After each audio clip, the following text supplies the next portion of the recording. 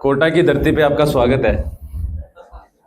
भैया तो कोटा का चल रहा ना माहौल, क्योंकि जयपुर के लोगों ने इन्वेस्टमेंट नहीं किया, जयपुर से बाहर के लोगों ने इन्वेस्टमेंट किया। ऐसा आप लोगों को फील होता है क्या? जितने भी लोग इन्वेस्टमेंट करते हैं, प्रॉपर्टी लेते हैं, वो जयपुर के लोग तो सोचने में, समझने में समय लगाते हैं, उनको हर चीज दूर लगती है।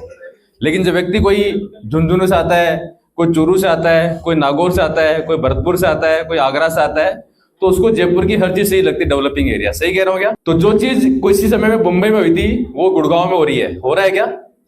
आज गुड़गांव में प्रॉपर्टी की, फ्लैट की वैल्यू कितनी जबरदस्त है या नहीं है? सहमत हो गया? और जो चीज गुड़गांव में हो रही है, वो चीज जयपुर में हो रही है। जयपुर में फ्लैट का कल्चर आ गया, मल्टी स्टोरी कल्चर आ गया, बड़े बड़े ब्रांड्स आ गए, आईटी कंपनीज आ गई, टूरिस्ट पॉइंट बन गया, और वो सारी चीजें डेवलप हो रही है जो चीज गुड़गांव में हो रही है। और गुड़गांव के लोग जयपुर में इंटरेस्ट ले रहे हैं। सहमत हो गया?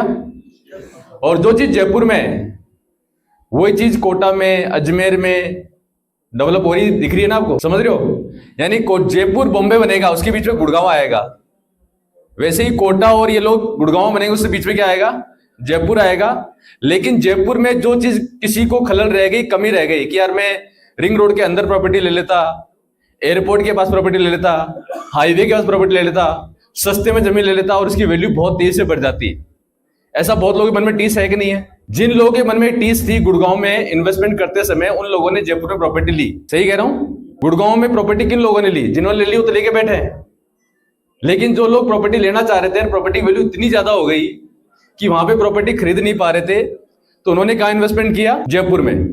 तो ऐसे ही जयपुर में जो लोग इन्वेस्टमेंट करके, जिसने रियल एस्टेट का मजा चख लिया, जिसने रियल एस्टेट में ये देख लिया पैसा तो बढ़ता है यार। पहले ये विश्वास करने में एक रियल एस्टेट कंसल्टेंट को भी जर्नी जीने में काफी समय लगता था, लेकिन अब पिछले जो 2.5-3-4 साल से जो लोग कनेक्टेड, उन्होंने देखा क्या भाव थे, क्या हो गए। ऐसा फील होता है कि नहीं होता? जो भी प्रॉपर्टी जिसको भी रिकमेंड की थी, उस समय अपने को इतना विश्वास नहीं था कि इतने रेट्स बढ़ जाएगी। सही है क्या? लेकिन आज अनएक्सपेक्टेड ग्रोथ हो रही है। तो रियल एस्टेट तो अपनी जर्नी जीता है, अपनी ग्रोथ देता है। तो सेम ऐसी अपॉर्चुनिटी भी कहां पे अवेलेबल है? कोटा के अंदर। जयपुर में रिंग रोड बनी है, कोई टाइम पे केवल नक्शे में थी, आज मौके पे है या नहीं है? और इसका जो सेकंड पार्ट है, उसके लिए लोग कंफ्यूज हैं। लेकिन लोगों को ये तो पता है भैया सेकंड पार्ट तो बनेगा।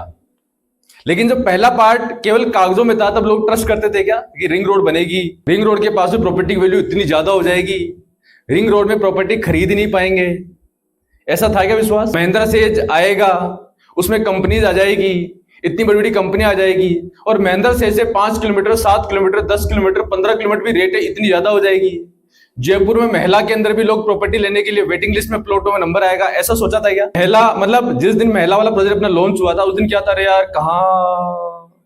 और आज कोई इन्वेंट्री आ जाए, जबकि प्रॉपर्टी की साइज वहां पे 266 गज से छोटा प्लॉट नहीं है। सही कह रहा हूं? यानी मरे से मरा इन्वेस्टमेंट भी कितना होता है वहां पे आज की डेट में? कम से कम 45-45 लाख रुपए हो तो वहां पे कुछ प्लान कर पाते हैं। छोटा मोटा इन्वेस्टमेंट है क्या? लेकिन वहां पे आज भी किसी को इन्वेंट्री आ जाए तो तुरंत उसके लिए वेटिंग लगेगी नहीं लगेगी? जयपुर एयरपोर्ट, किशनगढ़ एयरपोर्ट, जब एयरपोर्ट आया तब किसी को ट्रस्ट हुआ था क्या? ऐसे ही ये सारे काम कहां हो रहे हैं? अभी कोटा में हो रहे हैं। कोटा का रिंग रोड बन रहा है ना, कोटा में एयरपोर्ट का काम चल रहा है ना। तो अपना काम क्या है? जो विजुलाइज हम लोगों ने देखा है, एक आम ग्राहक शायद इतना विजुलाइज कर नहीं पाता, क्योंकि आम ग्राहक का जो स्टेज होता है वो लास्ट स्टेज आता है। सबसे पहले यदि देखें तो सबसे पहले मान लो किसान के बीच में बिल्डर, डेवलपर, फिर अपने जैसे रियल एस्टेट कंसल्टेंट, फिर बीच में इन्वेस्टर, एंड देन वो जो सबसे महंगी प्रॉपर्टी लेता होता है एंड यूजर। सही कह रहा हूं क्या? कोटा में इतनी बड़ी अपॉर्चुनिटी है कि आपके ग्राहक जो कोटा में प्रॉपर्टी लेना चाहते हैं, आज के समय में आम आदमी का बजट होता है 25-30-35 लाख रुपए। इतना होता है? 25-30-35 लाख के अंदर यदि मुझे जयपुर शहर में यदि प्रॉपर्टी लेनी है, तो शायद 30-35 किलोमीटर दूर पे भी 100 गज के आसपास प्रॉपर्टी ढूंढूंगा। सही है क्या? और 100 गज की प्रॉपर्टी के अंदर भी मेरे मन में बहुत सारी टीस है यार, दूर है। जयपुर शहर के करीब मैं प्रॉपर्टी का प्लान कर सकता हूँ 30-35-40 लाख का बजट लेके भी। लेकिन उतने ही बजट के अंदर यदि मैं कोटा में जाऊं तो मुझे इतना दूर जाने की जरूरत है क्या? 30-35 किलोमीटर, जहां शहर आसपास कोई बसावटी नहीं है, जहां आसपास कुछ नहीं है, इतना दूर जाना पड़ेगा क्या? 7 किलोमीटर पे आपको शहर के अंदर, रिंग रोड के अंदर, या एयरपोर्ट के पास में, या किसी कस्बे के पास में, या मेन हाईवे के पास में आपको प्रॉपर्टी की प्लानिंग आप कर पाते हैं। और प्रॉपर्टी के वैल्यू पिछले 2 साल, 3 साल, 4 साल रिकॉर्ड देखे तो 2.5 गुना, 3 गुना, 4 गुना भी हुई है। हुई है कि नहीं हुई? प्रॉपर्टी 35-40 लाख में लेता हूं, वो भी डबल होती है। और जो प्रॉपर्टी मैंने कम जमीन मिली, क्योंकि सबका एक बेसिक, किसी भी एक एरिया का बेसिक रेट होता है। आज जयपुर का कोई बोलता है 10-12 हजार रुपए गज में प्रॉपर्टी दिला दो, तो अपन क्या बोलते हैं, जबकि आज के 2 साल पहले या साल 2 साल पहले भी अपन कोई बोलता 10-12 हजार, उसको अपन बजट मान लेते थे, उसको अपन अपना ग्राहक मान लेते थे, या ग्राहक भी सोचता था कि मुझे इस रेट में प्रॉपर्टी मिल जाएगी। आज की डेट में कस्टमर के मन में भी ऐसा ख्याल आता है कि प्रॉपर्टी मिल जाएगी 10-12 हजार के भाव में पाएगा। ठीक है, तो किसी भी एरिया की जो बेसिक रेट है 10-12 हजार पे, 12-15 हजार पे, वो जो बेसिक रेट होती प्रॉपर्टी लेते हैं तो उसकी वैल्यू बढ़ती नहीं बढ़ती। तो आज जो नए डेवलपिंग एरिया है वहां पे आपको अपने को जो प्रॉपर्टी मिल रही है, अपने ग्राहक को जो प्रॉपर्टी मिल रही है, वो किस रेट में मिल रही है, एक बेसिक रेट पे मिल रही है। तो अपना जो प्रोजेक्ट है मेन हाईवे का प्रोजेक्ट है, मेन हाईवे का प्रोजेक्ट आधा तो अब मैं यदि किसी से भी बात करें कि सर ऑन हाईवे प्रोजेक्ट है, तो 70% तो वहीं पे डील हो जाती है, होती ही नहीं होती। यानी कस्टमर विजिट करने के लिए रेडी होता है कि नहीं होता, चलो डील छोड़ो, रेडी होता है कि नहीं, विजिट करने के लिए रेडी होता है कि नहीं होता। आज कोई व्यक्ति प्रॉपर्टी का ट्रांजैक्शन करता है और उसके आने वाले टाइम में कितने लोग आपके एक्सपेक्टेड ग्राहक बन सकते हैं, कितने लोग उसकी डिमांड कर सकते हैं, उसी पे डिपेंड करता है, उसी पे डिपेंड करता है कि उस प्रॉपर्टी की रीसेल कितनी होगी और रीसेल उसको कितना पैसा बढ़ के मिल सकता है, इसी पे डिपेंड करता है। तो ऑन हाईवे का प्रोजेक्ट होने से मात्र से उसका आने वाले टाइम में 70% प्लॉट तो वैसे ही बिक गया, जिस दिन बेचना चाहेगा उस दिन बिक गया। उसके बाद गेटेड कॉलोनी है, सिक्योरिटी है, ब्रांड का प्रोजेक्ट है, आसपास अपना जो प्रोजेक्ट है वो बिल्कुल कस्बे के पास में है। तालेड़ा जो कस्बा है जहां पे पहले से पूरी बसावट आई हुई है, कहां तक आई हुई है, अपने प्रोजेक्ट के सामने तक आई हुई है। कहां तक आई हुई है, प्रोजेक्ट के ठीक सामने तक ऑलरेडी लोग भर भर के रह रहे हैं, वहां पे कमर्शियल एक्टिविटी हो रही है, लोग रह रहे हैं, फैमिलीज रह रही है, स्कूल है, कॉलेज है, मेडिकल फैसिलिटी है, डिपार्टमेंट स्टोर है, सब कुछ है। तो जहां तक ऑलरेडी डेंसिटी आई हुई है, कोई मुझे बोले मुझे प्रॉपर्टी लेनी है, मान लो महिंद्रा सेज में, यदि किसी को रिकमेंड करता हूं और कोई व्यक्ति है और अजमेरी गेट का रहने वाला है, तो पूछेगा महिंद्रा सेज से कितना दूर है, मैं बोलूंगा 40 किलोमीटर है, तो उससे कोई फर्क पड़ता है क्या? 40 किलोमीटर ऐसा बोल सकते हैं, लेकिन डेंसिटी कहां तक आई हुई है, बसावट कहां तक आई हुई है। अरे भैया महिंद्रा सेज तक लोग रोज डेली अप डाउन करते हैं, करते या नहीं करते? इट मींस डेंसिटी कहां तक आई हुई है, महिंद्रा सेज तक। महिंद्रा से आसपास बहुत सारी कॉलोनी कटी हुई है, तो डेंसिटी से कितने दूरी पर है, ये इंपॉर्टेंट सवाल है। ये सवाल इंपॉर्टेंट है। कोई व्यक्ति सीकर रोड पे रहने वाला है और बोले चाकसू के अंदर से इतना दूर हो गया, दूर तो ना हो गया, हम कहां रहते हैं इससे कोई फर्क नहीं पड़ता। फर्क ये पड़ता है कि जहां पे प्रॉपर्टी का ट्रांजैक्शन कर रहे हैं वहां पे डेंसिटी कहां तक आई हुई है। तो डेंसिटी कहां तक आई हुई है, अपने जो कोटा वाला प्रोजेक्ट है कहां तक आई हुई है, अपने सामने तक आई हुई है, कॉलोनी के टच हो गया, रोड के इधर कॉलोनी है, रोड के इधर डेंसिटी पूरी भरी हुई है, बड़ा कस्बा आया हुआ है।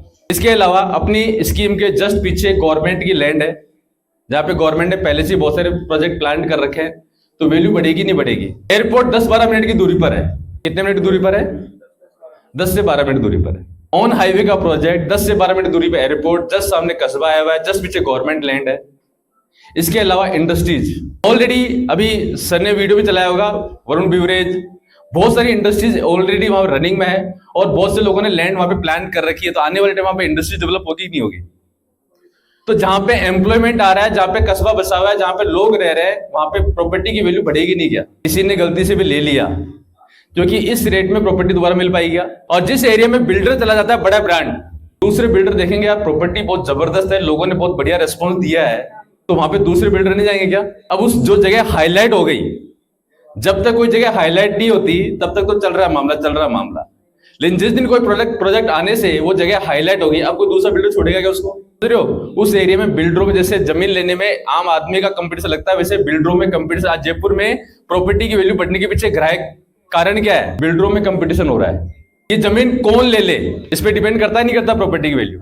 तो कोटा के अंदर अभी एयरपोर्ट आने के बाद में ऐसा कोई बिल्डर बचेगा जिसके दिमाग में ये नहीं है कि यार मैं एयरपोर्ट में, कोटा में अपनी प्रॉपर्टी का मतलब अपना प्रॉपर्टी लूं वहां पे, ऐसा होने वाला है क्या? तो एयरपोर्ट आने से ये नहीं कि एयरपोर्ट में कोटा के लोग काम आएंगे। आज 100 किलोमीटर के एरिया में यदि कोई किसी व्यक्ति को एयरपोर्ट पे जाना, तो वो व्यक्ति जयपुर आता कि नहीं आता? ताकि व्यक्ति को यदि एयरपोर्ट लाइन पकड़नी तो कहां पे आता है? अभी कोटा वाले व्यक्ति को आना है, छोड़ो कोटा छोड़ो, झारखंड वाले को, झालावाड़ वाले को, रावतबाटा वाले को, बारा वाले को यदि एयरपोर्ट पकड़ना हो, कहां आएगा? जयपुर आएगा, कोटा जाएगा। एक सबसे बड़ा फर्क और बता दूं, एयरपोर्ट में एयरलाइंस कौन यूज करते हैं? नॉर्मली बिजनेसमैन नहीं करते। पीआरपी ग्रुप के मैनेजिंग डायरेक्टर पीसी सर जब कोटा गए तो अकेले व्यक्ति थे, लेकिन आज कितने लोग उनके पीछे गए? सही कह रहा हूं क्या? पीसी सर तो अकेले गए थे ना, लेकिन उनके पीछे हजारों लोग को काम मिला कि नहीं मिला? ऐसी जब कनेक्टिविटी मिलती है किसी शहर को by air, road connectivity Kota की दी बेस्ट है, मानते हैं? रेल लाइन ऑलरेडी है, एयर कनेक्टिविटी मिलने से कौन जाएंगे वहां पे? बड़े लोग जाएंगे। कौन जाएंगे? आज किसी भी बड़े फिल्म अभिनेता को जयपुर आने में दिक्कत नहीं है, लेकिन जयपुर से अच्छा सीन यदि कोटा में बन रहा है तो जाने से पहले सोचेगा नहीं सोचेगा? अपने महान अभिनेता अमिताभ सर को जाना हो तो जयपुर तो आ जाएंगे, लेकिन कोटा जाएंगे बाई रोड जाएंगे इतना लंबा सफर करके। लेकिन एयर कनेक्टिविटी होगी तो जाएंगे नहीं जाएंगे? जाएंगे ना। समझ रहे हो आप? एयर कनेक्टिविटी होने से कोटा जितना नेचुरली सुंदर है, उतना सुंदर शहर राजस्थान में मेरे ख्याल से इतना सुंदर शहर नहीं जो नेचुरली सुंदर है, जहां नेचुरल झरने हैं, जहां नेचुरल ग्रीनरी है, जहां नेचुरल पहाड़ है। बारिश के टाइम पे रोज एक झरना भी कवर करेंगे ना तो भी 30 दिन में 30 झरने कवर नहीं होंगे। ये मैं बातें कर रहा हूँ नेचुरल, बनाए हुए नहीं है। टूरिस्ट के रूप में अभी तक इतना उभरा हुआ नहीं था, लेकिन एयर से कनेक्ट होने के बाद टूरिस्ट पॉइंट बहुत बड़ा बनने वाला है कि नहीं बनने वाला? तो भैया कोटा बहुत बड़े लेवल पे ग्रो होने वाला है। कोटा में एक गलती से जिसने इन्वेस्टमेंट कर दिया, जैसे रिंग रोड में जयपुर में जिस लोगों ने इन्वेस्टमेंट कर दिया, महिंद्रा सेज में 250 फीट रोड के आसपास जिन लोगों ने इन्वेस्टमेंट कर दिया, एयरपोर्ट के आसपास जिन लोगों ने प्रॉपर्टी ले ली, आज वो लोग लक्की में आते ही नहीं आते। वैसे ही मेरा यदि बजट 30-35 लाख का है तो मेरे को इन्वेस्टमेंट करने के लिए जयपुर के अंदर मुझे दूर से दूर देखना पड़ेगा। लेकिन यहाँ पे आपको क्या करना पड़ेगा? वो सारे मौके मिल रहे हैं जो जयपुर शहर वालों को मिले थे कोई टाइम पे गुड़गांव वालों को मिले थे, कोई टाइम पे बॉम्बे वालों को मिल रहे थे, कोई टाइम पे जयपुर वालों को मिले थे। वो आज कहाँ मिल रहे हैं अपने को मौके? अपॉर्चुनिटी कहाँ मिल रहे हैं? कोटा के अंदर। एक व्यापारी को क्या चाहिए? एक व्यापारी को सबसे इंपॉर्टेंट चाहिए बिजली होनी चाहिए, पानी होना चाहिए, एयर कनेक्टिविटी होनी चाहिए और इंफ्रास्ट्रक्चर होना चाहिए। इंफ्रास्ट्रक्चर, आज मेरे पास यदि 2000 एम्प्लॉय भी हैं, जयपुर में कोई व्यक्ति किराए पर मकान देखने जाता है ना तो उससे पूछा जाता है आप सिंगल हो मैरिड हो? पूछते नहीं पूछते? आप फैमिली के साथ रहोगे कैसे रहोगे? आपका आने का टाइम क्या है, जाने का टाइम क्या है? पूछते नहीं पूछते? लेकिन कोटा में कोई व्यक्ति से पूछा क्या? जो लोग कोटा में गए हैं, हर घर में हर आदमी के यहाँ पे सेटअप ऐसा बना होता है कि जिसको इजीली आराम से आम आदमी वहां पे जाके तुरंत शिफ्ट हो जाए, कुछ नहीं पूछना, उसको खाना भी मिल जाएगा। मिलेगा नहीं मिलेगा? यानी इंफ्रास्ट्रक्चर इतना अच्छा डेवलप्ड है। पानी की कोई कमी है क्या? राजस्थान के अंदर हम देखें तो ऐसे लगता है कि पानी की कमी होगी। कोटा जाने के बाद ऐसा लगता है कि हम लोग यार कैसे बोलते हैं राजस्थान में पानी कमी है। छोटा सा पानी कोई नाला निकल जाए, मतलब थोड़ा साफ पानी निकल जाए तो वहां बैठ के पिकनिक स्पॉट बन जाता है। वहां पे जहां चले जाओ वो सारी जगह अपने यहाँ पे पिकनिक स्पॉट है। अपनी श्री देवनगर योजना देख लो, भले कोटा का सूद विहार देख लो, जब नहर चलती है तो जब हम लोग जाते हैं जयपुर वाले, कोटा वालों के लिए आम बात है, लेकिन जो व्यक्ति नया व्यक्ति जाता है तो ऐसा लगता है यार क्या बहरी यार, मजा आ गया। कई बार मैंने उन वहां पे बैठ के मजा लिया, आनंद लिया, घंटों बैठे रहे। तो ये जो प्रोग्राम हो रहा है ये ऐसा ही सेम प्रोग्राम नेक्स्ट संडे को भी रहेगा, नेक्स्ट सैटरडे को भी रहेगा। बहुत बड़ा अवसर है वीआरबी ग्रुप के लिए, हमारे सर के लिए, मैनेजमेंट के लिए जबरदस्त तालियां हो सकती है, क्योंकि जयपुर के लोग कोटा में विजन देखने के लिए सबसे पहले अपने को विजुअलाइज अपन ने देखा, ठीक है। और ये सेम बड़ा मौका है अपने ग्राहक का बेनिफिट होगा तो आपके लिए परमानेंट बनने वाला है। एक बार आपने किसी कस्टमर को, आपका जो व्यापार है, अपना व्यापार हर रोज अपना जो व्यापार है ना, एक ग्राहक आपको 100 ग्राहक बना के दे सकता है यदि उसको ग्रोथ होगी। जिन लोगों ने प्रॉपर्टी दिलवाई है, आज कस्टमर को आपको कन्विंस करने की जरूरत नहीं पड़ती। और जयपुर से ही अजमेर के कस्टमर मिलते हैं, जयपुर से मुंबई के, जयपुर से ही कोटा के कस्टमर मिलते हैं। बस अपने को क्या करना पड़ेगा? फोकस करना पड़ेगा। या तो कस्टमर को वेटिंग में लगाएंगे हम लोग, क्या करेंगे, या तो क्या करेंगे, जयपुर में कस्टमर को वेटिंग में लगा के कस्टमर का नुकसान कर रहे हैं, कर रहे नहीं कर रहे, क्योंकि नया पार्ट किधर भी आएगा तो रेट में रिवाइज होके आता है, ठीक है। और ये लेकिन यदि आपने उसका आज की डेट में इन्वेस्टमेंट करवा दिया तो उसका पैसा आज से ग्रो होना स्टार्ट हो जाएगा। अपने छोटी मोटी गलतियों की वजह से हम लोग अपने ग्राहक का नुकसान कर रहे नहीं कर रहे। मिस्टेक तो अपनी है ना, विजुअलाइज हम लोग नहीं कर पा रहे, जबकि जिम्मेदारी किसकी है? अपनी है। ये विजुअलाइज करने की जिम्मेदारी अपनी, भगवान ने अपने को दिया काम कि भैया पहले आप विजुअलाइज करो। अपने क्यों, अपने से पहले जो स्टेज थी बिल्डर, उसने तो विजुअलाइज कर लिया ना, तभी तो कोटा में इतनी प्रॉपर्टीज ला चुके हैं ऑलरेडी। लेकिन स्टेप किसका आता है? अपना आता है, और अपने बाद में अपने ग्राहक का आता है। तो अपनी गलती की सजा अपने ग्राहक को मिलनी चाहिए क्या? तो तैयार है कोटा को समझने के लिए? कोटा के अंदर आपके जो ग्राहक है उनका पैसा डबल स्पीड से बढ़ाने के लिए। जिस भी व्यक्ति ने जहां भी प्रॉपर्टी का ट्रांजैक्शन किया, ना उसको विश्वास था, ना दिलाने वाले को विश्वास था। लेकिन हम लोग लकी हैं कि इन 2.5-3 साल में अपन वो लोगों ने ग्रोथ देखी है।